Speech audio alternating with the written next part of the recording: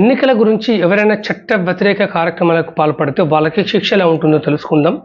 ఎందుకంటే people representation act 1951 ప్రకారం ఎవరైనా సరే మన భారతీయ పౌరుల్లో ఒక తెగ గురించి, లేకపోతే ఒక వర్గం గురించి, లేకపోతే మతపరమైనటువంటి ఇష్యూస్ తీసుకొచ్చి, లేకపోతే భాషాపరమైనటువంటి ఇష్యూస్ తీసుకొచ్చి ఇలా ఒకరి పట్ల విద్వేషాన్ని రెచ్చగొట్టడం, లేకపోతే శత్రుత్వాన్ని పెంచడము, లేకపోతే అటువంటి చర్యలు చేయడానికి ప్రయత్నించినా కూడా చట్టపరంగా నేరం అవుతుంది.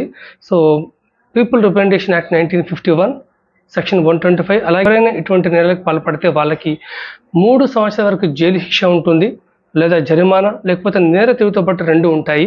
సో సవ్యంగా ఎన్నికలు జరగడానికి ప్రతి ఒక్కరు ప్రయత్నించాలి. దయచేసి ఈ వీడియోని అందరికీ షేర్ చేయండి. సో నేను మీ advocate Ramesh Mudiraj. Thank you so much and have a great day. Please subscribe, follow and share. Thank you.